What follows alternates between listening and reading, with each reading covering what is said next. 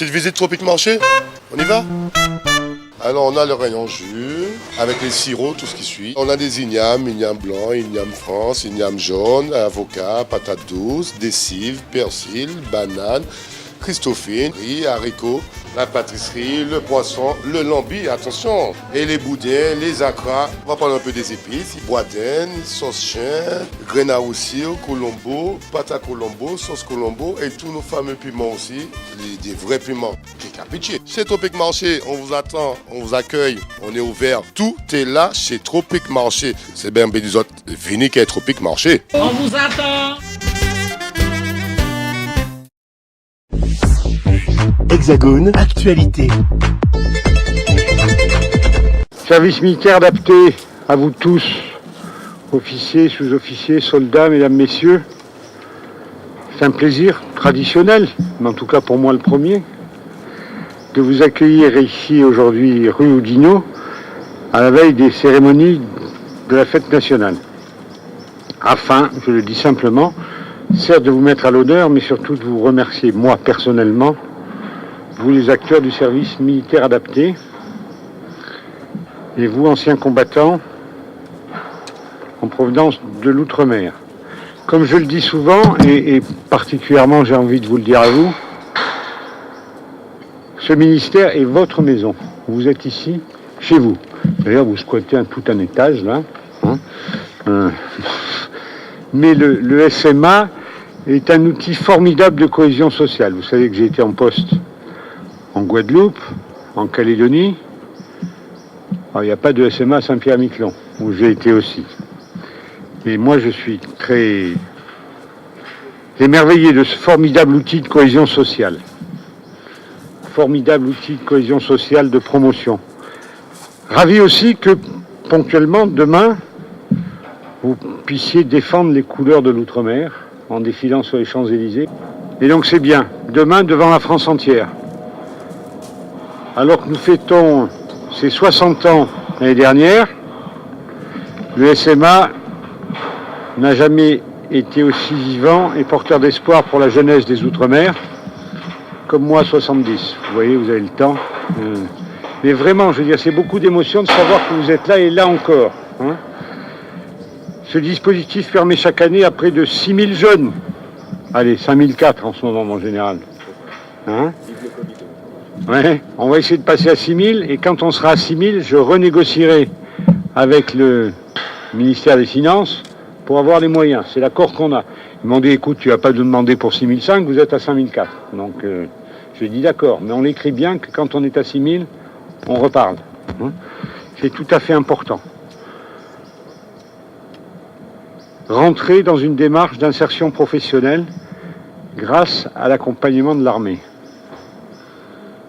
Moi qui suis un vieux, j'ai le souvenir, je suis né juste après la guerre, j'ai le souvenir de l'après-guerre, des anciens combattants, des anciens survivants, des camps, de ce qu'était la guerre.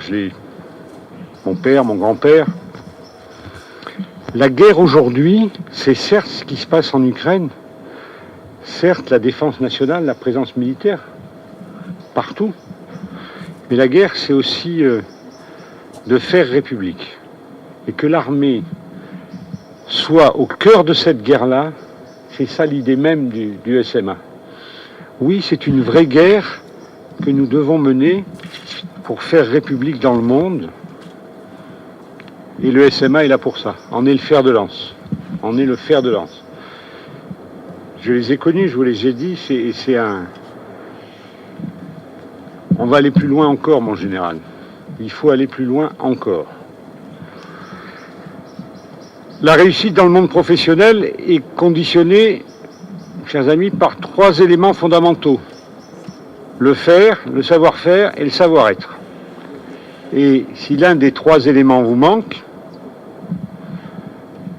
c'est raté. Et votre insertion, votre tentative d'insertion, sera un parcours du combattant où vous ne franchirez pas le mur et la rivière. On s'arrête. Alors il y a bien sûr le faire, le travail. Par nature, c'est l'accomplissement d'une tâche. Le faire est le moyen d'influer sur votre environnement. Ne rien faire, c'est rester spectateur du monde, subir le cours du temps. Je suis convaincu que c'est par l'action que nous trouvons notre dignité et notre place dans la société et dans le monde. Le SMA permet à tous les volontaires de mettre leur énergie au service des tâches à accomplir au quotidien, d'apporter sa contribution à l'avènement d'une société en perpétuelle mutation. Cependant, faire, ça ne suffit pas. C'est pas assez. Il faut le savoir-faire pour faire. La technique, le savoir-faire sont le propre de l'homme. Elles incarnent l'apprentissage, la transmission de l'intelligence d'une situation. Et le SMA, c'est l'apprentissage à plus de 100 métiers. À plus de 100 métiers, je le dis pour la presse, c'est une fierté. 100 métiers pour 6000 jeunes. C'est ça le job. Et pas que des métiers de l'ancien temps, des métiers de maintenant.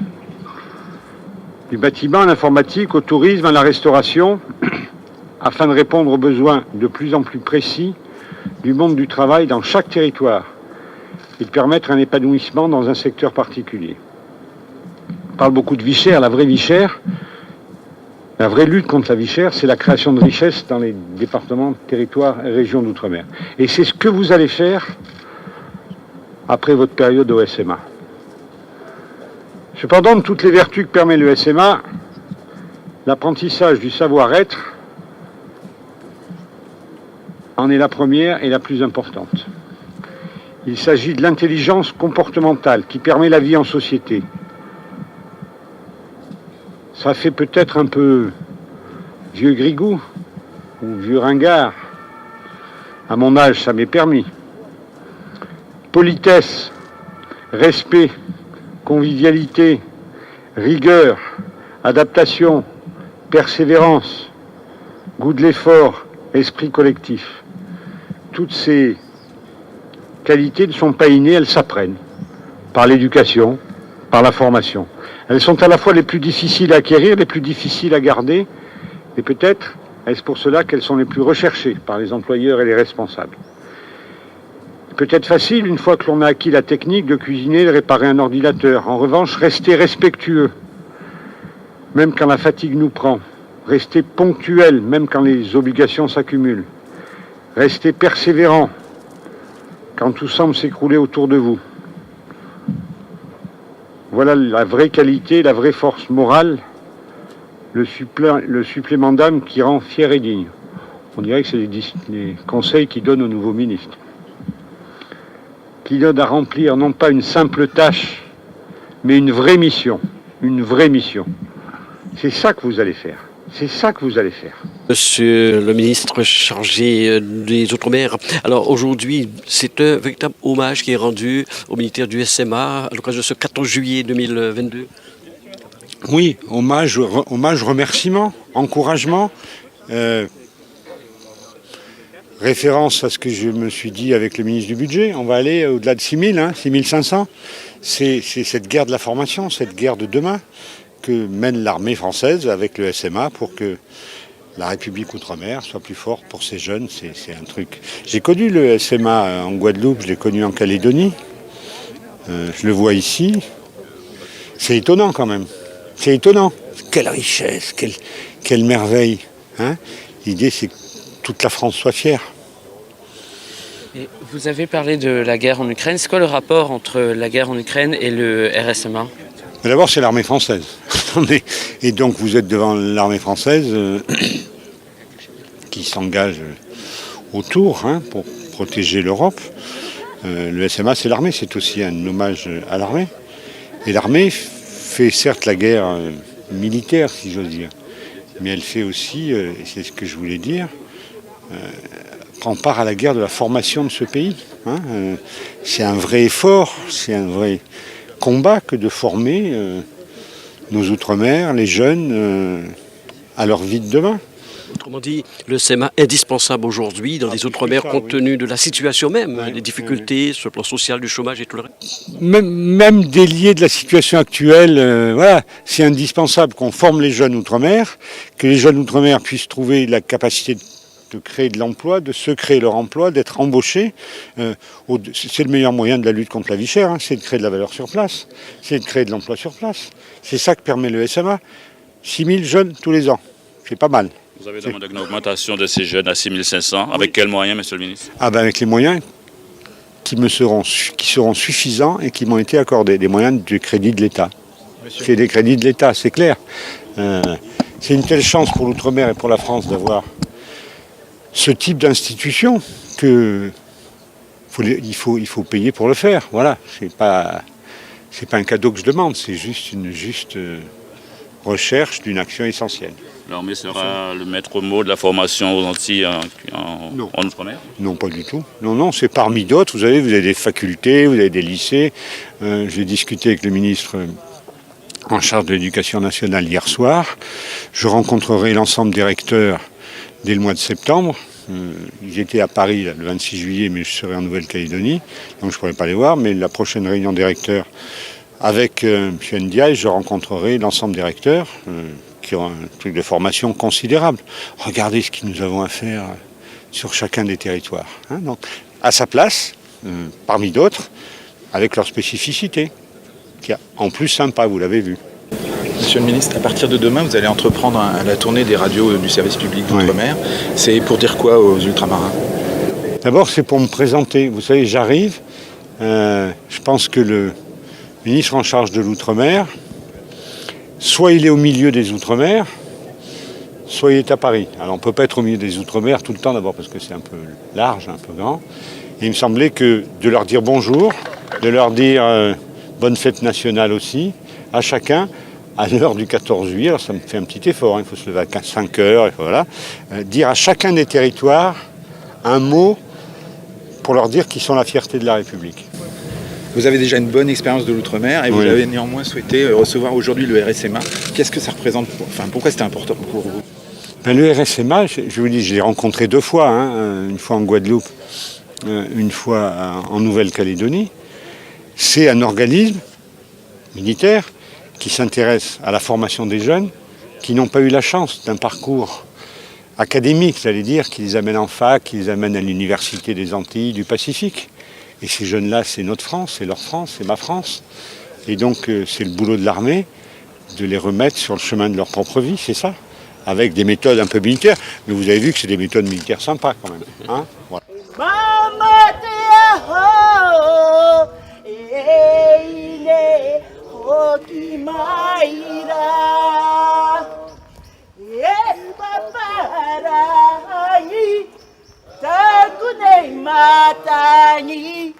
Takunei matani kukoi mata Kiawe Mama te ho Eine hoti maira. Nous sommes toujours au ministère des Outre-mer pour cet hommage qui est rendu au SMA et à l'occasion du 14 juillet. Avec moi, Gérald Claude Pelou, qui est le commandant justement du SMA. C'est un moment important pour ces militaires de pouvoir défiler et aussi de cet hommage qui est rendu ce matin au ministère des Outre-mer. C'est très important. Le ministre, lorsqu'il se déplace, nous fait l'honneur de venir voir les formations du SMA dans les territoires et départements. Cette fois-ci, ce sont nos jeunes ultramarins de 2 territoires qui viennent. Il était normal que nous venions saluer notre ministre, bien entendu. Est-ce que vous pouvez nous rappeler le rôle si important dont on n'arrête pas de souligner, du SMA aujourd'hui dans les Outre-mer? C'est un dispositif de formation professionnelle à vocation d'insertion pour les jeunes les plus éloignés à la fois de la citoyenneté et de l'emploi. Notre modèle sur une année est divisé en 4 périodes particulières. Une formation militaire qui lui donne le savoir-être, puis on revient sur l'apprentissage des savoir-faire de base, parce que beaucoup ont quitté le système scolaire, ont été éloignés et donc de ces repères-là, lire, écrire, compter, surfer, puisque aujourd'hui on ne peut plus vivre sans Internet. Et puis ensuite, vous avez un 3e module qui est celui de la formation professionnelle. laquelle formation professionnelle emmène au 4e module, qui est une période d'application en entreprise. L'objectif étant de montrer au chef d'entreprise que le jeune formé par le SMA est en capacité d'intégrer son entreprise et d'y travailler, ça sur le long terme, bien entendu, puisque notre objectif, c'est de faire de l'insertion sur des contrats à durée indéterminée. C'est un parcours d'insertion qui marche aujourd'hui? Oui, c'est un parcours qui fonctionne bien. L'année dernière, malgré la crise du Covid, 82% des jeunes du SMA ont intégré un emploi et la vie active. Pour 70% réellement un emploi pour le reliquat, des formations complémentaires ou sur leur territoire d'origine ou dans l'Hexagone, puisque nous avons une petite structure à Périgueux qui accueille les jeunes ultramarins pour la poursuite de formation. Alors, nous sommes à la veille du 14 juillet. Pour ceux qui vont défiler sur l'avenue des Champs-Élysées, quel est leur état d'esprit à quelques heures de cette grande manifestation nationale? Bon, écoutez, je pense que parmi ceux qui sont présents, peu avaient eu l'occasion de venir dans l'Hexagone.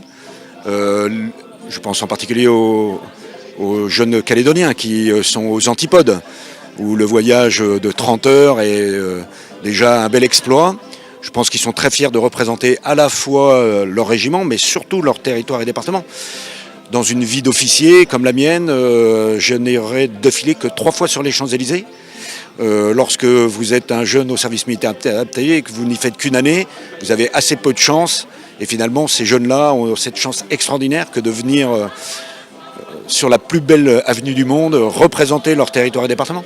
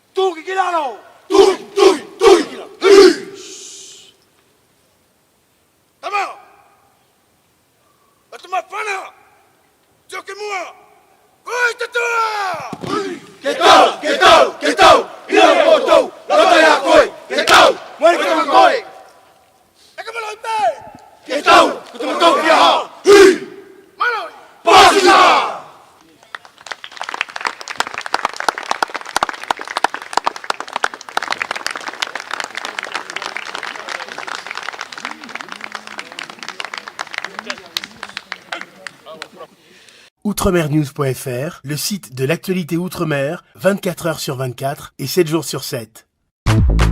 Retrouvez la chaîne Outremer News sur YouTube.